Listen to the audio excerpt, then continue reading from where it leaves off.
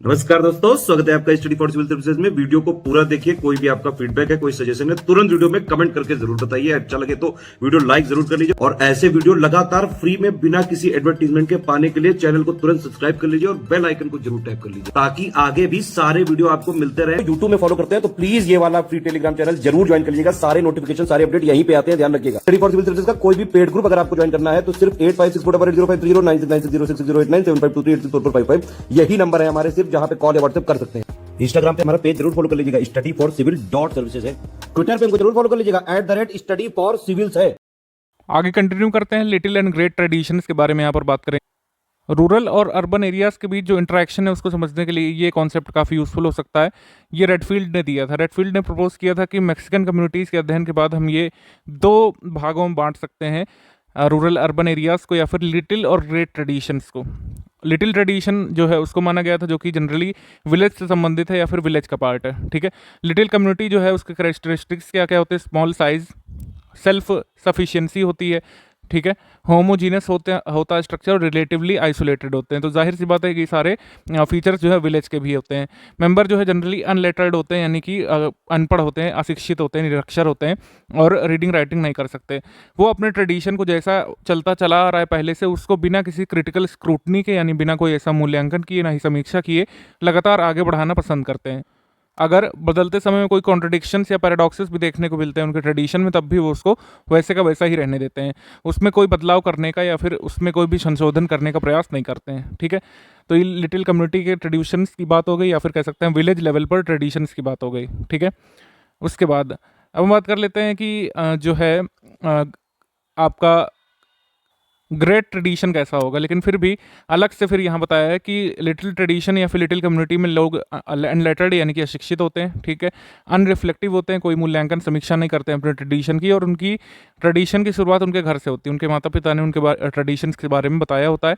कोई ऐसा कोई स्ट्रक्चर, धर्म ग्रंथ, किताबें, प्रिंसिपल पोस्टुलेट्स नहीं होते हैं जिससे डिसाइड हो सके कि लिटिल ट्रेडिशन कैसा होता है। और ऐसा कई बार देखने को मिलता है कि अलग अलग कास्ट में अलग अलग तरह के लिटिल ट्रेडिशंस फॉलो होते हैं, ठीक है। और जो है ये एक जनरेशन से दूसरी जनरेशन में ट्रांसफ़र होते जाते हैं लिटिल ट्रेडिशन सोशलाइजेशन के क्रम में। वहीं पर सिटी को सेंटर ऑफ सिविलाइजेशन के रूप में रेडफील्ड ने और कई सारे सोशोलॉजी के स्कॉलर्स ने माना है, ठीक है। उनका मानना है कि सिटी जो है ये aboard of group of intellectuals हैं, जिनको लिटरेटाई कहा है रॉबर्ट रेडफील्ड ने। उनका काम क्या है? ट्रेडिशंस को हायर लेवल तक ले जाना, किसी भी छोटे ट्रेडिशन को रिफाइन करके, सिस्टमाइज करके हायर लेवल तक ले जाना, जो कि जनरली सिटी का ट्रेडिशन माना जाता है या फिर कई सारी सिटीज़ का या फिर एक बड़े एरिया का ट्रेडिशन माने जाने लगता है, जिसको धीरे धीरे हम लोग सेक्ट या फिर रिलीजन कहने लगते हैं, ठीक है। इसमें फ़र्क क्या है कि ग्रेट ट्रेडिशन कैसे होते हैं? लेटर्ड लोगों के यानी कि पढ़े लिखे लोगों का ट्रेडिशन होता है। उसके बाद वहाँ पर मानने वाले लोग रिफ्लेक्टिव होते हैं, अपने ट्रेडिशन की ना सिर्फ समीक्षा करते हैं, उसको सिस्टमाइज़ करते हैं, उसको सोफिस्टिकेट करते हैं, काम करते हैं। और ट्रेडिशन जो कल्टिवेट होता है वो सेपरेट और डिस्टिंक्ट इंस्टीट्यूशंस में होता है, जैसे कि टेम्पल हो गए, मॉस्क हो गए, कुछ जनसंघ हो गए, समुदाय के कुछ कह सकते हैं ऑर्गेनाइजेशंस हो गए। उसमें ये फलते फूलते हैं ट्रेडिशन, जिनको धीरे धीरे जो मत या संप्रदाय कहा जाने लगता है। और ये जो ग्रेट ट्रेडिशन होते हैं ये बहुत सिंपल नहीं होते हैं, इसको सीखने के लिए आपको समय देना पड़ता है, लॉन्ग लर्निंग की ज़रूरत होती है और स्पेशलाइज्ड मेथड्स की या फिर कह सकते हैं स्पेशलाइज्ड स्टेप्स की ज़रूरत होती है ग्रेट ट्रेडिशंस को सीखने के लिए। लिटिल ट्रेडिशन जो है विलेज का है, ठीक है। वहीं पे ग्रेट ट्रेडिशन जो है सिटी का है, एलाइट्स और स्कॉलर्स का है। ब्राह्मण, इमाम, प्रीस्ट और जो है पादरी वगैरह हो गए, ये ग्रेट ट्रेडिशंस को गार्ड करने का काम करते हैं। स्कॉलर लाइट्स जो है ये यूनिवर्सली होल्ड करके रखते हैं अपने ग्रेट ट्रेडिशन को। जैसा कि पहले कहा कि लिटिल ट्रेडिशन एक ही विलेज में अलग अलग जातियों के कई हो सकते हैं, जबकि धर्म जो है अनगिनत नहीं होते हैं, ठीक है। ये वाली बात हो गई। कई स्कॉलर से माना कि रॉबर्ट रेडफील्ड का जो एनालिसिस है बहुत सिंपल है, लेकिन बहुत वृहद जहाँ पर विविधता है, जैसे कि भारत का सिविलाइजेशन, वहाँ पर लागू नहीं हो सकता है, क्योंकि इंडिया जो है अपने आप में ही क्रेडल ऑफ सिविलाइजेशन कहा जाता है। बहुत सारे सेक्ट, संप्रदाय, इवन बहुत सारे धर्म है भारत में। तो उसमें केवल दो तरीके से नहीं डिवाइड कर सकते हैं लिटिल और ग्रेट ट्रेडिशन के फॉर्म में। हालांकि फिर भी विलेज और सिटी के बीच में जो बेसिक डिफरेंसेस हैं उनको पता करने में थोड़ा बहुत ये उनकी आइडियोलॉजी या फिर कह सकते हैं मेथड हेल्प करता है। इसके बाद मिल्टन सिंगर के कुछ ऑब्जर्वेशंस थे भारत के सिविलाइजेशन के बारे में, उनको यहाँ पर देख लेते हैं। मिल्टन सिंगर ने माना है कि भारत का सिविलाइजेशन जो है फोक और रीजनल कल्चर से ही अस्तित्व में आया है, लेकिन ये लोकल स्टोरीज और फोकलोर है, ये ग्रेट एपिक जैसे कि रामायण, महाभारत और अदर रिलीजियस स्क्रिप्चर्स जो हैं उनके द्वारा रिफाइन किए गए हैं और सिस्टमाइज किए गए हैं। ठीक है, भारत में बहुत सारे स्थान हैं, सभी की अलग अलग मान्यताएं हो सकती हैं राम के बारे में, लेकिन एक ओवरऑल जो पिक्चर है वो रामायण से क्लियर हो जाती है कि राम का क्या अस्तित्व था, कौन थे राम, कहाँ उनका जन्म हुआ था, ये सब चीज़ें किसी एक बुक में मिल जाती हैं, जैसे मानस हो गए। और दूसरा ऑब्जर्वेशन था कि consensus exist in India about sacred books and sacred objects. Sacred books और सैक्रेड ऑब्जेक्ट्स के बारे में अलग अलग फोकलोर हो सकती हैं, अलग अलग मान्यताएं हो सकती हैं, और जो है अलग अलग किंवदंतियां हो सकती हैं, लेकिन कंसेंसस है कि रामायण जो है साउथ का व्यक्ति भी मानता है, नॉर्थ ईस्ट का भी, नॉर्थ का भी, और राजस्थान में भी माना जाता है कि रामायण है। ठीक है, कंसेंसस है, और जो मेजर बेसिस यही है कि कंसेंसस जो है वो कॉमन कल्चरल कॉन्शियसनेस के प्रति बना है भारत में। कल्चरल कंटिन्यूटी एक मेजर फीचर माना है मिल्टन सिंगर ने ग्रेट ट्रेडिशंस का।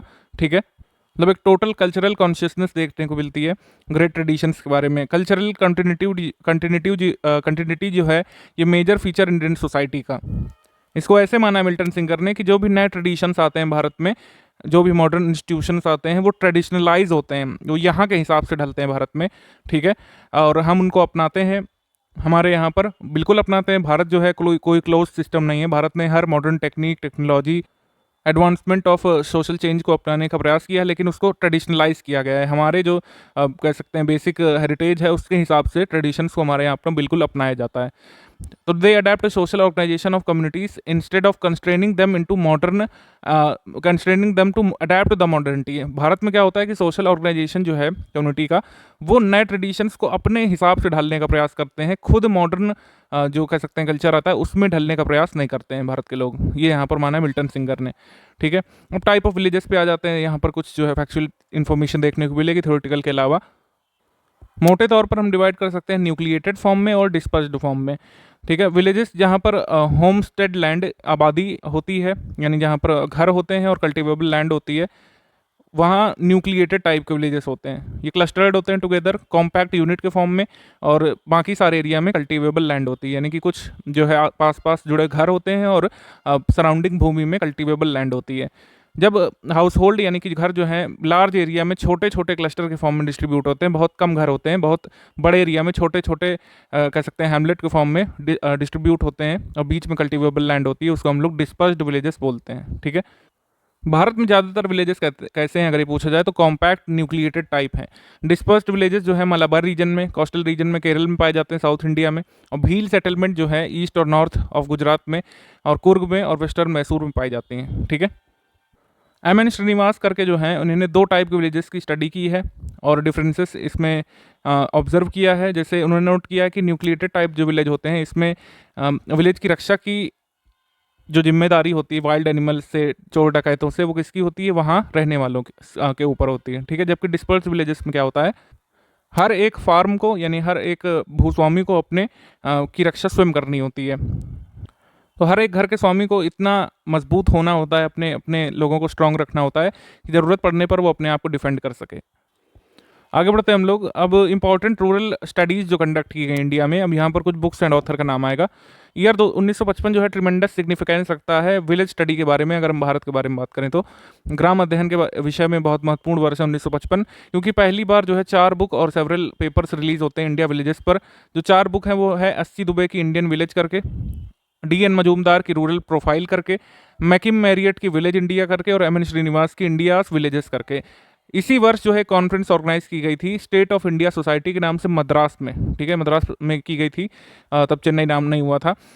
इरावती कर्वे की चेयरमैनशिप में इसमें रॉबर्ट रेडफील्ड ने भी भाग लिया था, और इस कॉन्फ्रेंस में काफ़ी सारे मुद्दे डिस्कस किए गए थे और इनको एक बुक के फॉर्म में कंपाइल किया गया था, society of India, society in India के नाम से।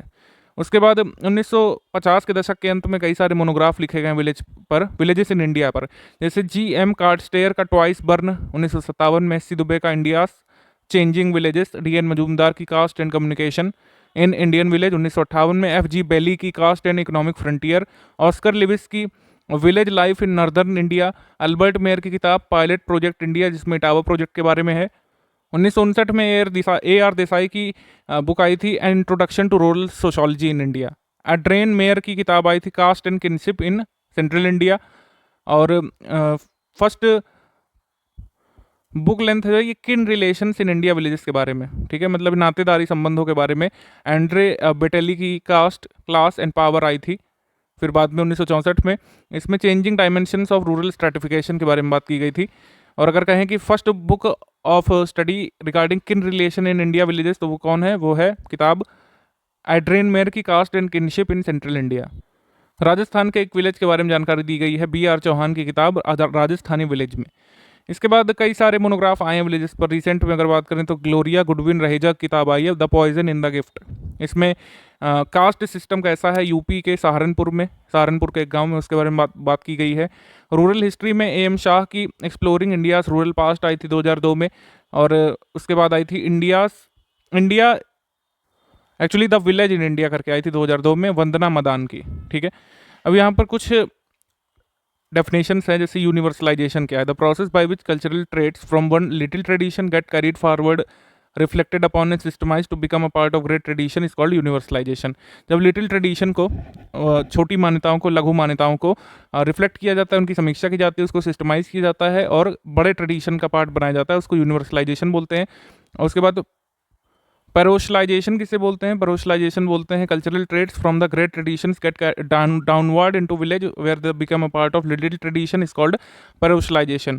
तो यूनिवर्सलाइजेशन का उल्टा है, एंटोनिम है पैरोशलाइजेशन। यहाँ पर क्या होता है कि ग्रेट ट्रेडिशन जो है ये नीचे की तरफ जाता है, यानी विलेज लेवल पर जाता है, और इसको कहते हैं पैरोशलाइजेशन। फ्रिंज विलेजेस किसको बोलते हैं? फ्रिंज विलेज बोलते हैं villages that are found at the meeting point of typical rural and urban areas. बिल्कुल रूरल और अर्बन एरियाज में जो फ्रंटियर का काम करते हैं उसको बोलते हैं फ्रिंज विलेजेस। यहाँ पर सोशल ऑर्गेनाइजेशन के दोनों कैरेक्टरिस्टिक देखने को मिलते हैं, रूरल के भी और अर्बन के भी। अब डेमोग्राफिक्स के बारे में बात कर लेंगे। डेमोग्राफी क्या है? साइंटिफिक और स्टैटिस्टिकल स्टडी है पॉपुलेशन की किसी पर्टिकुलर मतलब एरिया में। ठीक है, और डेवलपमेंट के स्ट्रक्चर को समझने के लिए वेरियस साइज ऑफ पॉपुलेशन को समझना जरूरी होता है। अब डेमोग्राफी के कई सारे जो है भाग होते हैं, और कभी भी डेमोग्राफी में ऐसा नहीं रहा है कि रूरल और अर्बन डेमोग्राफी को सेपरेट किया जाए, लेकिन जब सरकार पॉलिसी बनाती है तो जाहिर सी बात है उसमें रूरल और अर्बन को अलग करते हैं, क्योंकि भारत में ऐसा करना बहुत ज़रूरी है। अब डेमोग्राफी में डेमोग्राफिक डेटाबेस कैसे बनाया जाता है? तो सबसे पहले सेंसस। सेंसस जो है हर 10 साल में होता है। सबसे पहला हुआ था 1872 में। ठीक है, फिर लॉर्ड मायो के टाइम पे 1872 में पहला सेंसस हुआ था। फिर रेगुलर सेंसस जो है होने लगा था 1881 से, लॉर्ड रिपन के टाइम से। हर 10 साल में होता है। सिटीजन रजिस्ट्रेशन सिस्टम CRS होता है। इसमें जो है वाइटल इवेंट्स रिकॉर्ड की जाते हैं, जैसे कि बर्थ, डेथ, मैरिजेस वगैरह। उसमें ज़्यादा इंपॉर्टेंट नहीं है, उससे ज़्यादा इंपॉर्टेंट है सैम्पल रजिस्ट्रेशन सिस्टम। ये आज भी रिलेवेंट है और इसके लगातार आंकड़े आते रहते हैं। कई बार हमारे GS का भी पार्ट है, इसमें SRS सर्वे से रिलेटेड डेटा पूछा जाता है। सबसे पहला इसको शुरू किया गया था रजिस्ट्रार जनरल ऑफ इंडिया के द्वारा 1969-1970 में। भारत के present registrar general of India कौन है? तो उसका आंसर आप क्या लगाएंगे? विवेक जोशी लगाएंगे। ठीक है, विवेक जोशी। इसमें रूरल और अर्बन एरियाज में अलग अलग मेजर स्टेट्स में भी और नेशनल लेवल पर कई सारे आंकड़े कलेक्ट किए जाते हैं बर्थ और मॉर्टेलिटी के, और ये एनुअल बेसिस पर उपलब्ध करवाए जाते हैं लगभग हर साल। 1990 के बाद से लार्ज स्केल में सर्वेस कंडक्ट करवाना शुरू किया गया है। नेशनल फैमिली हेल्थ सर्वेस भी होते रहे हैं। नेशनल फैमिली हेल्थ सर्वे का 5वां राउंड हो चुका है, और इसका पहला राउंड हुआ था 1992-93 में, और दूसरा हुआ था 98-99 में। यहाँ पर नेशनल फैमिली हेल्थ सर्वे जो होते हैं, यहाँ पर fertility, family planning practices, mortality, infant और child mortality, utilization of maternal and child health care services, nutritional status of children, इन सब के बारे में, और सोशियो इकोनॉमिक और डेमोग्राफिक कैरेक्टरिस्टिक्स के बारे में जानकारी मिल जाती है। हर साल जब भी नया NFHS आता है तो कुछ नई मद इसमें जोड़े जाते हैं, जैसे नेशनल फैमिली हेल्थ सर्वे 5 में क्या क्या जोड़ा गया है ये हमसे पूछ सकते हैं। तो इसमें कौन कौन से नए टॉपिक इंक्लूड किए गए हैं लेटेस्ट NFHS में? इसमें प्री स्कूल एजुकेशन को शामिल किया गया है, डिसेबिलिटी को, एक्सेस टू टॉयलेट फैसिलिटी को भी शामिल किया गया है, डेथ रजिस्ट्रेशन को, frequency of alcohol and tobacco use को, बाथिंग प्रैक्टिसेस को, मेंस्ट्रुएशन मेथड्स को, रीज़न फॉर एबॉर्शन को भी। तो ये कुछ नए मद यहाँ पर शामिल किए गए लेटेस्ट NFHS में। उसके बाद size, growth, distribution of population, बहुत डीप में नहीं जाएंगे क्योंकि ये सेंसस का पार्ट हो जाएगा, ज्योग्राफी का, ह्यूमन ज्योग्राफी का। लेकिन फिर भी बेसिक क्या है कि very slow growth of rural population देखने को मिली थी 1901 से 1921 में। 1931 से 1951 में steady growth of rural population देखने को मिली थी। 1961 से 81 में rapid growth of rural population देखने को मिली थी। 91 से 2001 तक high growth with definite science of slowing down देखने को मिला था रूरल पॉपुलेशन में। ये हम ग्राम विकास पढ़ रहे हैं, इस वजह से सिर्फ रूरल पॉपुलेशन के बारे में बात करेंगे। यहाँ पर रूरल सोशल स्ट्रक्चर को देख लेते हैं। यहाँ पर 2 महत्वपूर्ण चीज़ें रहेंगी, कास्ट का सिस्टम, ठीक है, क्लास से कैसे संबंधित है वो, और फिर आपकी जॉइंट फैमिली का सिस्टम। थोड़ा सा थ्योरेटिकल पार्ट है, थोड़ा सा फैक्चुअल है, इसको समझते हुए चलेंगे। रूरल सोशल स्ट्रक्चर को समझने के लिए हमको सोसाइटी को समझना जरूरी है, और सोसाइटी को समझने के लिए सबसे पहले हमको समझना जरूरी है सोसाइटी बनती कैसे है। एनालॉजी वाइज समझें तो जैसे सेल एक बेसिक स्ट्रक्चर होता है किसी भी ह्यूमन बॉडी का, ऑर्गेनिज्म का बेसिक स्ट्रक्चर क्या होता है, एक सिंगल सेल होता है। वैसे ही सोसाइटी का जो बेसिक स्ट्रक्चर होता है वो होता है इंडिविजुअल। ठीक है, इंडिविजुअल से सोसाइटी नहीं बनती, कम से कम 2 इंडिविजुअल चाहिए होते हैं उसके लिए। तो सोशल स्ट्रक्चर का मतलब है inter relationship, interconnectedness and inter dependence of different part of society. हम लोग कह सकते हैं all societies have some parts. ठीक है, there are groups and communities in all societies, both the nature and the substance of these groups and societies differ from one another. सभी society के groups अलग होते हैं, उनके ट्रेडिशंस और nature और सब्सटेंस अलग होते हैं। इंडियन विलेज जो है उसमें कास्ट सिस्टम बहुत महत्वपूर्ण है, जबकि चाइनीज़ विलेज में इसका कोई महत्व नहीं है। लेकिन सोसाइटी वो भी है, सोसाइटी ये भी है। कास्ट सिस्टम की कोई ऐसी अवधारणा नहीं चाइना के विलेजेस में, लेकिन फिर भी डिफरेंट फैमिलीज जो है डिफरेंट ऑक्यूपेशनल ग्रुप्स अपनाए हुए हैं चाइनीज़ विलेजेस में भी। Inter relationship of the different units constitutes the structure of the society. ठीक है, all the units of society suppose to be important for one another makes the contribution for the functioning of society. समाज कैसे कार्य करता है, जैसे समाज के लोग इसे चलाते हैं। सोशोलॉजिस्ट का मानना है कि इंडियन विलेज जो है इसकी पॉपुलेशन, इसका फिजिकल स्ट्रक्चर और मोड ऑफ प्रोडक्शन ये बहुत इंपॉर्टेंट है अगर हम इस विलेज सोसाइटी को समझना चाहें तो। अगर हम भारतीय ग्राम समाज को समझना चाहेंगे तो हमको 3 चीज़ों पर बहुत फोकस करना पड़ेगा, पॉपुलेशन, फिजिकल स्ट्रक्चर और मोड ऑफ प्रोडक्शन। पॉपुलेशन के बारे में काफ़ी बात कर चुके हैं, पॉपुलेशन शहरों की संख्या में कम ही होती है मोस्ट ऑफ द केसेस में। अब बात कर लेते हैं फिजिकल स्ट्रक्चर की, जिसका बहुत महत्वपूर्ण हिस्सा है कास्ट सिस्टम। तो आ जाते हैं हम कास्ट सिस्टम पर। कॉन्सेप्ट क्या है कास्ट का, इसको पहले ब्रीफली समझ लेते हैं। ये लाइन बहुत जरूरी है। Caste is the main social institution of Indian villages, इससे एमसीक्यू बन सकता है। Caste is the main social institution of Indian villages. इसको हम लोग जाति, जात, जैत ये सब कहते रहते हैं लोकल टर्म्स में।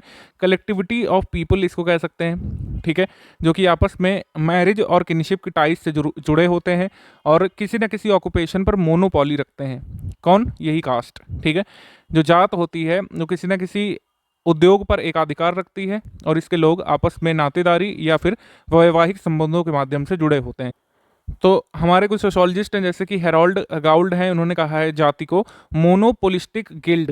ठीक है, गिल्ड के बारे में आपने पढ़ा होगा हिस्ट्री में, गिल्ड जो श्रेणियाँ होती थी मौर्य काल में। ठीक है, तो मोनोपोलिस्टिक गिल्ड कहा है हेरोल्ड गाउल्ड ने। The occupation on which caste has monopoly may be very simple. अब किसी भी जो उद्योग पर एक अधिकार होता है किसी जाति का, वो बहुत सिंपल हो सकता है। ठीक है, और उसमें बहुत ज़्यादा कोई टेक्निकल एस्पेक्ट की ज़रूरत नहीं होती है। और कभी कभी जो जाति का नाम होता है, जो काम करता है, उसी पर आधारित होता है। जैसे हम लोग कपड़े धोने वाले को धोबी कह देते हैं। ठीक है, कपड़े रंगने वाले को रंगरेज कह देते हैं, ये सब हम लोग कह देते हैं। तो जो उद्योग होता है उसी के नाम पर जाति का नाम भारत में कई हिस्सों में होता है। कोई भी जाति का व्यक्ति थ्योरेटिकली, पहले के ज़माने में हम लोग बात कर रहे हैं जब अनटचबिलिटी संबंधित कानून वगैरह नहीं आए थे, हम लोग बात कर रहे हैं जब भारत में ग्रीन रिवॉल्यूशन नहीं आई थी तब। तो वहाँ पर क्या होता था कि कोई भी व्यक्ति दूसरे जाति के व्यक्ति का ऑक्यूपेशन यूसर्प या फिर उसको छीन नहीं सकता था, उसको अपना नहीं सकता था। अगर जो है कह सकते हैं मोची का बेटा जन्मा है, उसे चाहे जितना भी अच्छी कारीगरी आती हो लकड़ी की, वो उसको मोची ही बनना पड़ता था। कई बार फोर्स किया जाता था कि वो मोची ही बने, वो कारपेंटर ना बने, वो चित्रकार ना बने, वो कुछ और ना बने। तो ये होता था। और कई बार लोग इसे स्वीकार करते थे, लोग इम्पोजिशन की तरह के इसे नहीं लेते थे, लोग इसे बहुत सहजता से लेते थे। और कई बार इसे धर्म माना जाता था कि जो भी कुल में जिसका जन्म हुआ है, जिस भी जाति में जन्म हुआ है, वो उसी कर्तव्यों को निभाते हुए अपने प्राण जो है त्याग देगा। कई बार कुछ लोगों ने अगर विद्रोह किया इस चीज़ का कि वो जिस कुल में जन्मे हैं, जिस जाति में जन्मे हैं, वो काम नहीं करेंगे, दूसरे की आइडेंटिटी वाला काम करेंगे, तो कई बार सख्ती से डील किया जाता था विलेजेस और विलेज के इंस्टीट्यूशंस के द्वारा, जो उस समय होते थे, पंचायत वगैरह इंस्टीट्यूशनलाइज नहीं हुए थे तब। ऐसा बहुत देखने को मिलता था कि कई बार नीचे जाति के लोगों को घोड़े पर चढ़ने नहीं दिया जाता था, दूल्हे को बारात ले जाते समय। ये सब चीज़ें होती थी पहले। और जो भी ऑक्यूपेशन पर मोनोपोली होती थी वो हेरिडेटरीली ट्रांसमिट जरूर होती थी, ये बहुत महत्वपूर्ण फीचर है। हालांकि अंग्रेज़ों के आने के बाद और जब साम्राज्यवाद चल रहा था तो कई सारे बंधन टूटते भी हैं और आज़ादी तक आते आते काफ़ी हद तक ख़त्म भी होने लगते हैं। लेकिन हम उस समय की बात कर रहे हैं जब ये बंधन हुआ करते थे। जो भी विलेजेस के मेंबर्स थे वो अपनी जाति में ही विवाह करते थे, आज भी लोग जाति में विवाह करते हैं इतने मॉडर्न होने के बाद। पहले तो बहुत ही स्ट्रिक्ट सिस्टम था, ठीक है। और विलेज जो है एक्सोगेमस होता था और कास्ट जो है एंडोगेमस होती थी, यानी कि दूसरे विलेज में शादी करना बहुत कोई बुरी बात नहीं मानी जाती थी, बल्कि ये तो ट्रेडिशन था कि अगर एक विलेज में कोई एक जाति का व्यक्ति रहता है और 4 गांव छोड़कर दूसरी जाति का व्यक्ति रहता है तो जाहिर सी बात है कि उससे रिश्ता हो जाया करता था। एक ही विलेज में एक ही जाति से शादी जनरली नहीं होती थी। कई बार कुछ जातियों में ट्रेडिशन था कि जो मेन हैं यानी कि जो पुरुष हैं वो निचली जाति की महिलाओं से विवाह कर सकते थे और उन्हें ऊंची जाति का बना सकते थे, लेकिन ये उल्टा नहीं हो सकता था, ठीक है। मतलब कि अपर कास्ट के जो मेन है वो मैरी कर सकते थे women belonging to lower caste से, ठीक है। लेकिन इसमें फिर कह सकते हैं हम लोग कि अगर विमेन जो है अपर स्ट्रेटम की है वो निचले कुल के निचली जाति के पुरुष से शादी नहीं कर सकती थी। तो हाइपोगैमी जो है प्रतिलोम जो है अनुमत नहीं था, हाइपरगैमी यानी अनुलोम विवाह की अनुमति होती थी भारत की जातियों में। हिंदू ट्रेडिशंस में जो है हाइपरगैमी की परमिशन दी गई है, हाइपोगैमी की नहीं दी गई है। मनुस्मृति जो है हिंदू सोशल सिस्टम्स की जो किताब है उसमें लिखा हुआ है। अच्छा, एक बार हमसे सवाल पूछा गया था किसी पीसीएस के पेपर में कि मनुस्मृति जो है ये क्या है, हिंदू की लॉ बुक है क्या, इसमें विधि के बारे में दिया हुआ है या फिर सामाजिक परिदृश्य को बताया है। तो ध्यान रखिएगा कि इसको हर जगह लिख देते हैं लॉ बुक है मनुस्मृति हिंदुइज्म में, जबकि है नहीं एक्चुअली। प्रीवियस ईयर पेपर्स में इसको सोशल सिस्टम्स के बारे में जानकारी देने वाली किताब माना है, लॉ बुक नहीं माना है। और इसके पीछे तर्क ये दिया जाता है कि कोई भी लॉ बुक होगी तो उसमें दंड के प्रावधान होते हैं, मनुस्मृति में कोई ऐसे दंड के प्रावधान नहीं है। इसमें सिंपली बताया गया है, प्रीच किया गया है कि कैसा लाइफस्टाइल होना चाहिए हिंदुइज्म में। जैसा कि हमने पहले ही बताया कि जो भी ऑक्यूपेशन है मेंबर जो है अपने बर्थ से ही उसको इनहेरिट करता था, मेरिट से कोई लेना देना नहीं था, ठीक है। एम एन श्रीनिवास ने लिखा है कि structural basis of Hinduism is caste system. अब कास्ट इन विलेजेस, ये काफ़ी हद तक चीज़ें हम डिस्कस कर चुके हैं। जिस भी फिजिकल स्पेस पे विलेज में वो रहते थे उसको उन्हीं की जाति के नाम से जाना जाने लगा था, जैसे धोबीवाड़ा, धोबियों की बस्ती, रायकों की ढाणी कहते थे, जो रायक होते थे राजस्थान में, उनके हैमलेट को रायकों की ढाणी बोलते थे। अलग अलग कास्ट के अपने कुछ अलग ट्रेडिशंस होते थे जो कि काफ़ी यूनिक होते थे।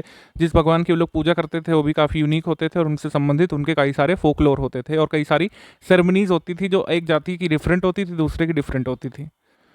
हर जाति की लगभग अपनी एक अलग काउंसिल होती थी, जाति पंचायत जिसको बोलते थे। वो कलेक्टिव बॉडी होती थी जो अपने सेम मेंबर्स मतलब एक ही कास्ट के जो सेम मेंबर्स थे उनमें ये सब चीज़ें रेगुलेट करती थी कि कैसे सेरेमनीज फॉलो करेंगे, क्या जो है कस्टम्स फॉलो करेंगे। अगर डिस्प्यूट है सेम कास्ट के लोगों के बीच तो उसको सॉल्व भी करने का काम करती थी जाति पंचायत, ठीक है। और अगर उनकी जाति में संकट आ जाता था, कोई बाहरी हमला होता था, तो उसमें भी एकजुट होकर के उनसे निपटने का काम अलग अलग जाति की परिषदें करती थी। जब तक ये पंचायती राज इंस्टीट्यूशंस को कॉन्स्टिट्यूशनल स्टेटस नहीं मिली तब तक भी ऐसी जो है इंस्टीट्यूशंस होती थी गाँवों में जो सिर्फ अपनी जाति से मतलब रखती थी, अपनी जाति के लोगों के कल्याण से मतलब रखती थी। तो पॉलिटिकल पर्पस के लिए, सोशल कंट्रोल के लिए और मैट्रिमोनियल एस्पेक्ट्स के लिए जो एक ही कास्ट के मेंबर्स होते थे विलेज में वो दूसरे विलेजेस में रहने वाले को कास्ट फेलोज पर निर्भर रहते थे। तो एक तरीके से यूनिटी डेवलप होती थी जिसको एन श्रीनिवासन ने क्या कहा है, हॉरिजॉन्टल सॉलिडारिटी की संज्ञा दी है कि एक ही जाति के लोग दूसरे विलेज में रहने वाले जाति के लोगों से यूनिटी मानते थे। इसको हॉरिजॉन्टल सॉलिडारिटी नाम दिया गया है। यहाँ पर 2 बातों का ध्यान रखने की ज़रूरत है कि सारी ऑक्यूपेशनल और सर्विस कास्ट जो थी एक ही विलेज में नहीं रहती थी। तो लोग सेल्फ डिपेंडेंट नहीं थे भारत के विलेजेस में, इंटरडिपेंडेंट थे, ठीक है, एक दूसरे पर निर्भर थे। और एक दूसरे की सर्विसेज लेने के लिए यहाँ पर विलेज मार्केट जो कि हाट बाजार लगता था उसका इंपॉर्टेंट रोल होता था, क्योंकि कई सारे आर्टिसन कास्ट यहाँ पर आते थे अपने स्पेशलाइज्ड प्रोडक्ट्स लेकर के, ठीक है। और वीकली मार्केट ही लगा करता था, इसमें कई सारे आर्टिसन यानी कि कारीगर जातियाँ आती थी और अपनी सर्विसेज प्रोवाइड करती थी, ठीक है। अब क्लास एंड कास्ट में क्या डिफरेंसेस हैं, क्या समानता है, इसको देख लेते हैं। कास्ट की जो अवधारणा है, जो भारत में जाति की अवधारणा है, ये fundamental principle of social organization हुआ करता था इंडियन विलेजेस का, कई जगह आज भी है। तो लिविस डुमोंट ने अपने वर्क होमो हायरार्कीज में कहा है कि caste are arrange in hierarchy based on principles of purity and impurity. Bharat में जो कास्ट सिस्टम है वो प्योरिटी और इम्प्योरिटी की अवधारणा पर आधारित है, ऐसा लिविस डुमोंट ने माना, ठीक है। डिवीजन ऑफ लेबर पर भी आधारित कई लोगों ने माना है। उनका मत है कि ये प्योरिटी और इम्प्योरिटी कॉन्सेप्ट पर आधारित है। उनका मानना था कि किसी भी देश में किसी भी कह सकते हैं कॉन्सेप्ट ऑफ हायरार्की में ये अवधारणा नहीं थी प्योरिटी इम्प्योरिटी की। लिविस डिमोंट के हिसाब से भारत में जो हाईएस्ट पोजीशन हेल्ड करता था हायरार्की में वो प्योरेस्ट माना जाता था, और जैसे जैसे हायरार्की में हम नीचे जाएंगे यानी कि सवर्णों के नीचे जाएंगे तो उसके नीचे जितने भी कास्ट के लोग होंगे उनको प्योरिटी में के क्रम में यानी शुचिता के क्रम में निचला माना जाता था और दूषिता के क्रम में ऊंचा माना जाता था, ठीक है। और यहीं से जो है छुआछूत यानी अनटचेबिलिटी की अवधारणा जन्म लेती है। क्योंकि अनटचेबल्स को परमानेंट कैरियर ऑफ इम्प्योरिटी ऐसा माना गया था। और इसको काफ़ी रिजिड भी माना था लुइस डिमॉन्ट ने, लेकिन कई बार आप देखेंगे कि पहले भी, नॉट इवन टुडे, पहले भी कई ऐसे इंस्टेंसेस हुए हैं जिसको आप देख करके कह सकते हैं कि इतना भी रिजिड नहीं था जितना लोगों ने इसे या कुछ सोशोलॉजिस्ट ने इसको माना। लुइस डिमॉन्ट ने कहा कि परमानेंट इम्प्योरिटी की अवधारणा बहुत ही रिजिड थी और मतलब भारत में हिंदुज़म में मेंस्ट्रुएशन से हुई इम्प्योरिटी, ठीक है, डेथ किसी के घर में हो गई उससे जो है सूदक लग जाता है, फिर इम्प्योरिटी छा जाती है घर में, किसी का बर्थ होता है उससे हुई इम्प्योरिटी का कह सकते हैं निराकरण किए जाने का प्रावधान था। रिचुअल्स परफॉर्म करके इम्प्योरिटी से गेट रिड ऑफ कर सकते थे, लेकिन जो परमानेंट इम्प्योरिटी कास्ट सिस्टम से मिलती थी उसको आप हटा नहीं सकते थे, ठीक है। लेकिन अभी आप बाद में एग्जाम्पल देखेंगे कि इतनी भी रिजिड ये चीज़ें नहीं थी जितना बताई जा रही हैं। कास्ट सिस्टम से भारत में डिवीजन ऑफ लेबर और स्टैंडर्ड ऑफ लिविंग भी तय होते थे, ठीक है। ब्राह्मण जो थे या पुरोहित वर्ग जो था उसको सुपीरियर माना जाता था, भले ही वो जनसंख्या में कम हो, ठीक है, लेकिन उनकी लाइफस्टाइल सबसे ऊंची होनी चाहिए थी, ऐसा माना जाता था। भारत की जो कास्ट सिस्टम है उसको ज़्यादातर सोशोलॉजिस्ट ने माना कि वो इकोनॉमिक फैक्टर्स पर आधारित नहीं थी। जैसे जो क्लास सिस्टम होता है वो मोस्टली या फिर होली जो है इकोनॉमिक फैक्टर्स पर आधारित होता है, या फिर ओनरशिप या non ownership means of production पर किसकी है इस पर आधारित होता है क्लास सिस्टम, लेकिन कास्ट सिस्टम में ऐसा नहीं है। और पॉलिटिकल पावर से भी संबंधित नहीं है कास्ट सिस्टम, ठीक है, भारत का। तो जो कास्ट की आइडियोलॉजी है जो सोशोलॉजिस्ट ने माना भारत के लिए, उसमें पॉलिटी का भी कोई इंपॉर्टेंट रोल नहीं है ज़्यादा और ना ही इकोनॉमी का है। इकोनॉमिक फैक्टर्स पर आधारित जो क्लासिफिकेशन होता है उसको क्लास सिस्टम कहा जाता है, वर्ग विभाजन जिसको बोलते हैं। उसमें distribution of economic inequality in the society इस पर विचार किया जाता है कि वर्ग विभाजन कैसा है कि जो जिस वर्ग में रखा जाता है वो ये शो करता है कि समाज में कह सकते हैं मीन्स ऑफ प्रोडक्शन पर एकाधिकार किसका कितना है। जिसका ज़्यादा अधिकार होगा वो क्लास यानी वर्ग क्रम में ऊपर होगा। और पावर स्ट्रेटिफिकेशन जो है इसको इनइक्वलिटी के लिए कहा है मैक्स वेबर ने कि पावर स्ट्रेटिफिकेशन का मतलब ये होता है कि एक अधिकार करके अपनी बात दूसरों से मनवाना। ये इनइक्वलिटी से बल पाकर पावर स्ट्रेटिफिकेशन कुछ लोग हासिल करते हैं वर्ग विभाजन में, जिनके पास इकोनॉमिक फैक्टर्स पर एक अधिकार हो या फिर मीन्स ऑफ प्रोडक्शन पर मोनोपोली हासिल कर लियो तो दूसरों को दबाने का या फिर दूसरों पर अपनी बात मनवाने का काम करते हैं। भारत में अवधारणा बहुत यूनिक थी। भारत में अगर ब्राह्मण गरीब भी है, जनसंख्या में कम भी है, ठीक है, और तब भी उसे जो है दूसरों पर या फिर दूसरे वर्ण क्रम पर कमांड करने का अधिकार दिया गया था। क्षत्रिय जो पावर अपनी ग्रहण करते थे वो कह सकते हैं पुरोहित द्वारा ही या उन्हीं की सहमति से, उन्हीं के रिचुअल्स से पावर को ग्रहण करते थे। इकोनॉमिक वेल्थ जो प्रोड्यूस करते थे मर्चेंट क्लास जो कि वैश्य होते थे, जो कि थर्ड नंबर पर आते थे, उनको थोड़ा सा ऊपर रखा जाता था उन लोगों से जो दूसरों की सेवा करने काम या फिर अन्य तीन वर्णों की सेवा करने काम जिनको कहा गया था शूद्रों को, उनसे थोड़ा ऊपर आते थे, ठीक है। कई सारे सोशोलॉजिस्ट ने स्टडी किया कि प्राचीन भारत में जैसे श्रीपुरम में ये देखा गया था कि ब्राह्मण जो कि केवल टोटल पॉपुलेशन के 4% थे, उनके पास 98% से अधिक भूमि का अधिकार हुआ करता था। लेकिन सबसे बड़ी विडंबना ये थी कि वो वर्ण क्रम में ऊपर आते थे, इस वजह से अपनी भूमि को जोत नहीं सकते थे और ना ही उस पर जो है कृषि कर सकते थे। तो ब्राह्मण जो है अग्रहारम में रहा करते थे और पॉलिटिकल पावर्स को कंट्रोल करते थे। इस तरह की अवधारणा को रॉबर्ट डायल ने कहा है क्यूमुलेटिव इनइक्वलिटी, संचयी असमानता कहा है रॉबर्ट डायल ने, क्योंकि ऐसे मामले में सोशल स्टेटस जो है ये कुल मिलाकर इकोनॉमिक और पॉलिटिकल पावर इससे कहीं भी कनेक्टेड नहीं है।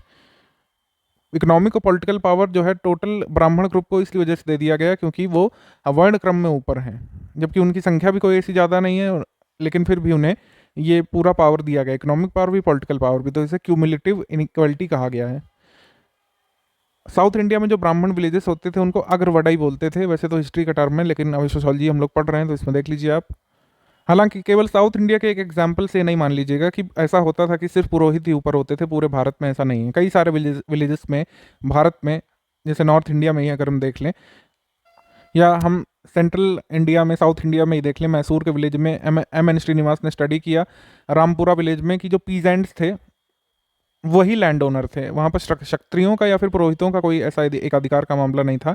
वो कलिगा जाति से वो लोग आते थे और पूरा लैंड ओनर का काम, मतलब लैंड ओनर कौन थे, ये वो कलिगा किसान कृषक थे। नॉर्थ इंडिया में जो प्रिंसिपल लैंड ओनर थे वो जाट हुआ करते थे, जबकि वो वर्ण क्रम में नीचे आते थे पुरोहित से भी और क्षत्रिय से भी, ठीक है। तो ऐसा देखा गया कि नॉर्थ इंडिया में जो पॉलिटिकल पावर होल्ड करता था वही ज़्यादातर लैंड ओनर भी होता था और साउथ इंडिया में इसके विपरीत था। तो ऐसे सिस्टम के लिए जहाँ पर किसी ग्रुप को, किसी कास्ट को हाईएस्ट पोजीशन मिली हो एक किसी सिस्टम में, जैसे कि पॉलिटिकल पावर में या फिर लैंड ओनरशिप में या फिर मीन्स ऑफ प्रोडक्शन की मोनोपोली को अगर हम ले लें, लेकिन वर्ण क्रम में वो लोग नीचे माने जाते हैं, तो उसको डिस्पर्स्ड इनइक्वलिटी कहा गया है। ठीक है, हम लोग कह सकते हैं कि साउथ इंडिया में जनरली ब्राह्मण सेंटर्ड विलेजेस होते थे और नॉर्थ इंडिया में नॉन ब्राह्मण सेंटर्ड विलेजेस होते थे। तो नॉन ब्राह्मण कास्ट जब इकोनॉमिक रिसोर्सेज को कंट्रोल करती थी उनको 15 वडाई विलेजेस बोलते थे, और अगर वडाई बोलते थे जहाँ पर ब्राह्मण सेंटर्ड विलेजेस होते थे, जहाँ पर कह सकते हैं इकोनॉमिक रिसोर्सेज को ब्राह्मण कंट्रोल करते थे। जजमानी सिस्टम हम स्टडी करेंगे। जजमानी सिस्टम इंपॉर्टेंट है क्योंकि उत्तर प्रदेश से जुड़ा हुआ है और ग्राम विकास का पार्ट तो है ही है। ठीक है, सबसे पहले देख लेते हैं कि विलेजेस में इंटरडिपेंडेंट लोग एक दूसरे से कैसे होते हैं। किसी न किसी एक जाति का किसी दूसरी जाति का उद्योग छीनने का कोई ऐसा अधिकार नहीं होता था पहले। हम जजमानी की बात करेंगे तो ये अभी मत समझ लीजिएगा कि 2022 में जजमानी चल रही है, हम इसको बहुत पीछे से देखेंगे। 1930-1940 आप इमेजिन कीजिए कि वहाँ पर क्या है कि एक ही जाति का किसी एक उद्योग पर, ऑक्यूपेशन पर मोनोपोली होती थी, दूसरा उसको अपना नहीं सकता था चाह कर भी।